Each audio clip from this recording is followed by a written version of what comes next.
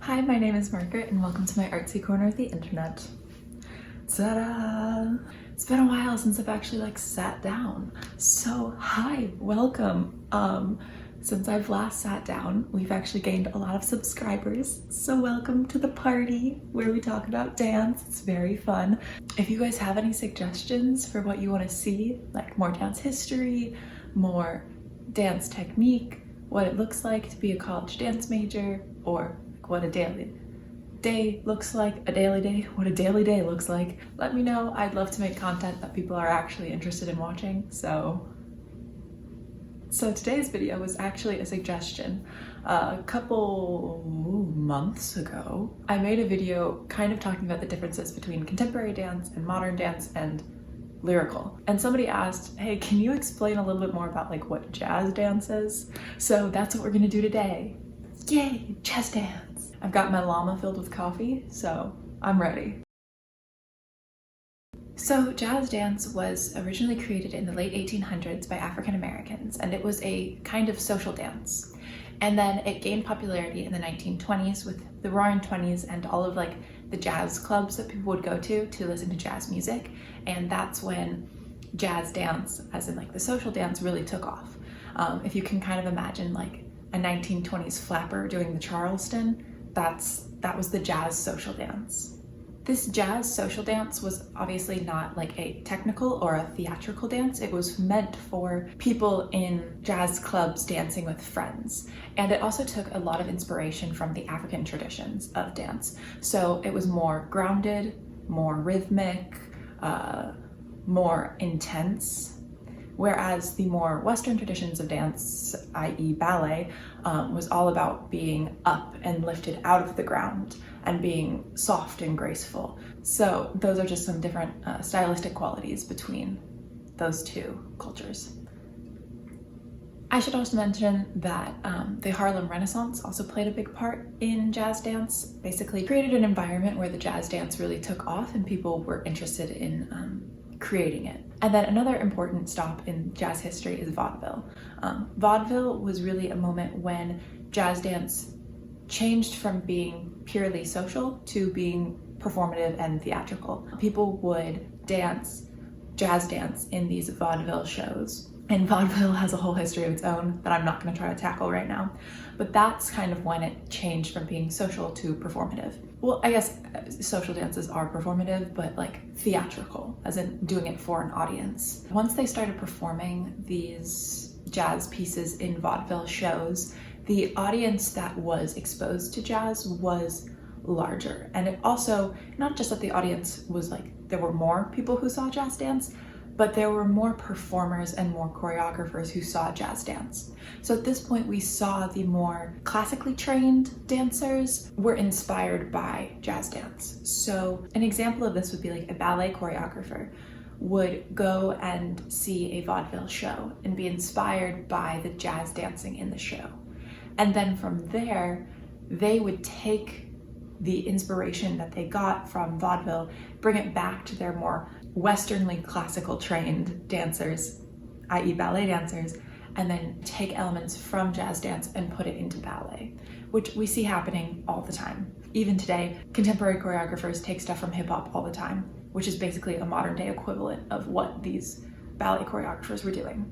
So once these more European-inspired choreographers started taking jazz dance, this kind of led us into the golden age of Hollywood time period. And this is when you really saw jazz dance up on the big screen. And you can see a lot of the same elements from the kind of social dance jazz. However, it was more on a scale. It was leaning a little bit more towards ballet in a theatrical sense. During this time period, there was a lot of chorus work, I guess you could call it, where or group work. So there'd be a ton of dancers doing the exact same choreography, all being on the same count, doing the same movements, and they were almost like backup dancers for then a jazz soloist who would be out in front doing a little bit crazier, harder steps. So that's kind of what jazz dance looked like in the golden age of Hollywood. And one of the reasons why this is different from the more vaudeville or social dancing is One, because a lot of times they were using classically trained dancers, which means classically trained in like a ballet technique. So it was still more grounded than ballet, but you had dancers performing who were trained to be very upright. So when you have classical ballet dancers doing jazz dance, it looked different than people who just did jazz dance. The second reason is because the social jazz dance had a lot of improv and freestyle because it was a social dance. And then once it got into the golden age of Hollywood, they had big choruses all doing the same steps, which moved jazz dance more into the realm of choreography and less from freestyle. After the golden age of Hollywood, jazz dance actually began to decline because jazz music was kind of going out of style. People were listening now to like rock and disco, and so other styles of dance started to become more popular. Around the 1980s, jazz dance had a little bit of a resurgence. One big key player in this was actually MTV. A lot of the modern 1980s music videos had jazz style dancers in the back. So these jazz dancers were not technically dancing to jazz music as they had in the past. However, it was the same recognizable style. And so even though they were doing it to different sounds of music, we still called it jazz dance. And from there, jazz dance continued gaining popularity, and obviously now it's a very popular style of dance today. But what exactly is jazz dance? So I think it's easier to kind of explain jazz dance as in relation to the other styles I've already talked about on this channel. So that being contemporary and lyrical and such as. Starting, I want to compare it to modern dance actually, because modern dance was a continuation of ballet. And when you just talk about modern and jazz dance, they sound like they could be very similar, because modern has a tradition of pulling from mostly Native American and African movement styles and adding that onto ballet. And jazz also comes from a style that was grounded in African traditions as well. Similarly, both modern and jazz do a lot of work in parallel, where ballet is turned out from the European tradition of court dancing. Jazz and modern both turn the feet in. Also, jazz and modern are both usually described as being more grounded than ballet. And so when you put all those together, it sounds like jazz and modern could be very similar, but they're pretty different. So I'm gonna try to explain this a little bit. Visually, I kind of see it as, if this is ballet, this little blot in the air, modern was a continuation and evolution of ballet. And so modern has that same kind of dignified or like pretentious air about it. That's how I would explain it. I'm not trying to, it was a little bit more highbrow. It was a little bit less social or fun, but it was more of, this is a high art. I'm creating this to be a high art. And so even though it pulled from traditions that came from other cultures and African dance, it didn't pull in the same attitude that those cultures have towards dance. And then jazz dance, it really is its own entity. It's not a continuation of ballet. It's not a style of ballet. It is something that took elements from ballet, but continued on its own path. So like ballet to modern, but jazz is just down here. It just took some elements and then it continued its path. That's how I would explain it. Then talking about jazz dance in relation to lyrical dance, I would actually say that lyrical and jazz are very similar technique-wise. A lot of jazz dancers, especially in the competition sphere, are also lyrical dancers, and those techniques are very, very close, again, especially in the competition sphere. The difference, I would say, is that lyrical has more of an aesthetic of ballet.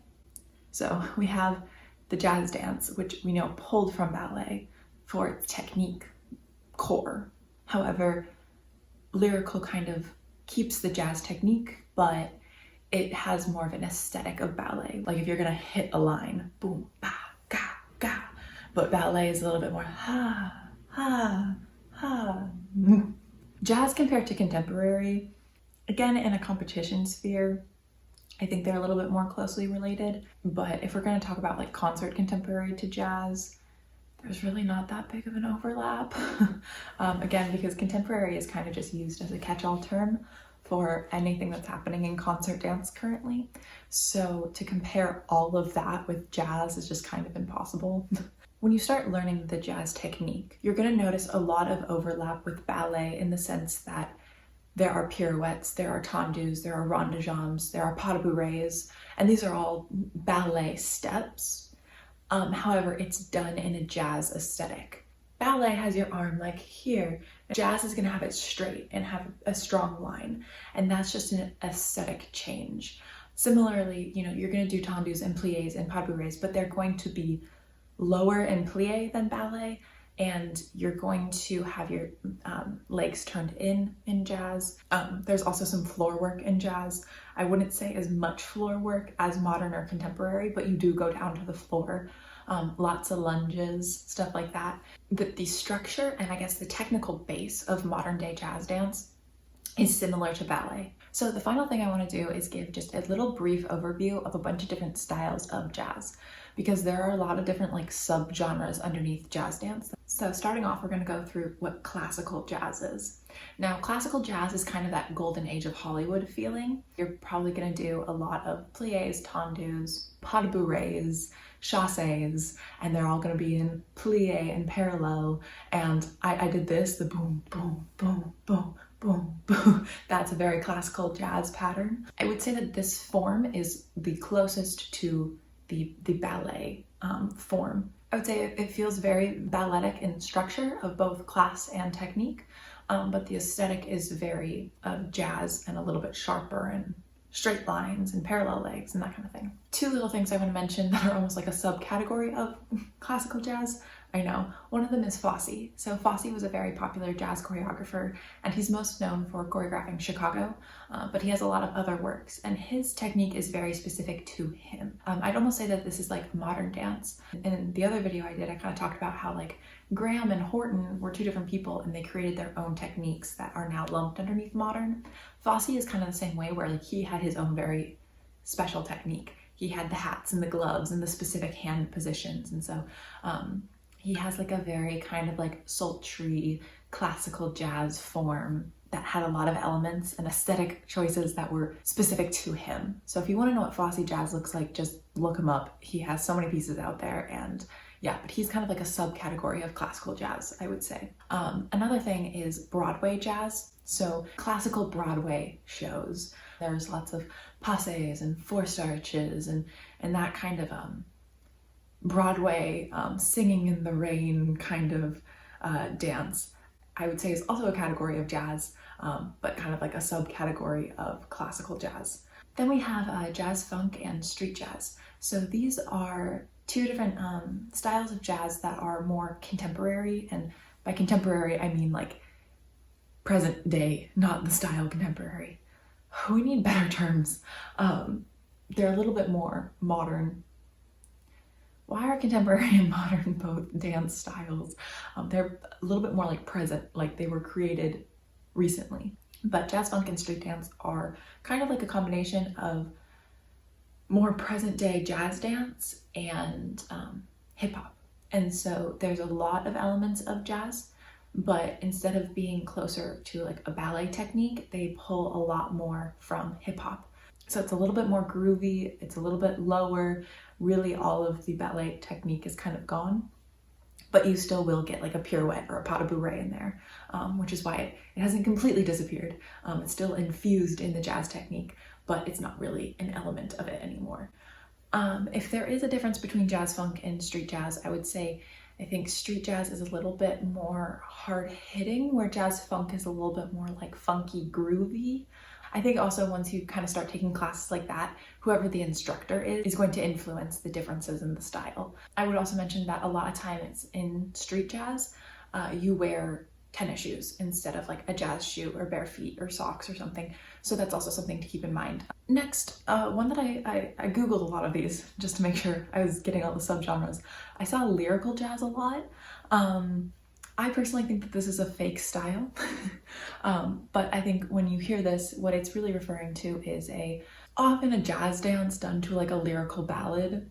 Often if you hear two styles kind of smushed together like that, lyrical jazz, it often just means it's somewhere in between. Usually the person who's dancing or choreographing it is well, well, it's a little too jazzy to be lyrical, it's a little too lyrical to be jazz, so then they just say both.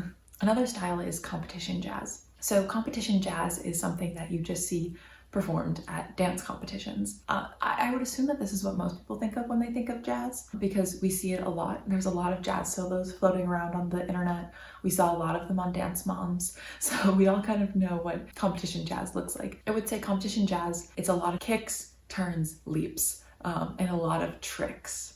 You'll also probably see a lot of like side aerials in these jazz dances. So competition dance, again, it's on the same path as all jazz dances, but they really took an element of honing in on like those specific tricks, like the kicks and the jumps and the leaps, instead of the more like transitional steps. You know, you're not going to see as many pas de bourrées unless if they're leading into a trick. I would also say that competition jazz is very known for being like sassy and fierce. That's kind of what jazz dance has been categorized as in competition dance. I guess this is kind of a subcategory underneath that. Competition jazz, I'm talking a little bit more about like dance competitions, like Dance Moms kind of feeling. There is also something that some people call precision jazz. There's big high school dance competitions that are in the big gymnasiums, and there's like 45 girls all doing pirouettes exactly in sync. And then these are also prevalent in colleges. Next, I want to give a little bit of fusion jazzes. So you'll probably see this a lot, but there are a lot of things that kind of say like African jazz or Latin jazz or like, I don't know, like salsa jazz. Never seen that one before, but I'm sure it's out there. Contemporary jazz, lyrical jazz. These are kind of like those fusion styles. I did such a bad job describing this. Basically, what fusion jazzes are is they use jazz as a technical base for the technique, and then they add elements of the different styles that they're fusing with jazz. So basically, if you go to a Latin jazz class, it'll be a jazz class, but with a lot of Latin flair and elements from Latin dancing in there. Okay, cool, great. Finally, I want to talk a little bit about commercial jazz. So commercial jazz, I think it's sometimes used just to refer to like somebody working professionally, like a professional job that's paying you to dance. Sometimes that's seen as like commercial dance. But I would also say commercial dance is very West Coast. If you're in America, it's LA, it's music videos, it's commercials. Like it doesn't have to mean you're in an Old Navy commercial, but it can mean that you're in an Old Navy commercial. And so that's usually what they're saying when they say commercial. So if you want to go to a commercial jazz dance class, it's usually a little bit less focused on like technique. Like the teacher is probably not going to be like, well, actually, I think you need to rotate your outer quad a little bit more, blah, blah. You know, it's going to be a little bit more about the energy, the personality, the, you know, oh, if you were a backup dancer for this dancer, how would you perform this jazz combo? That's more of a commercial kind of style of dance class.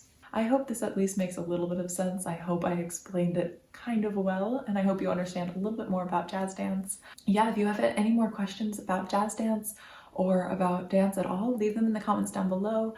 Like, comment, and subscribe. Join my little dance family that I'm starting on the internet, and I will see you next time. Bye.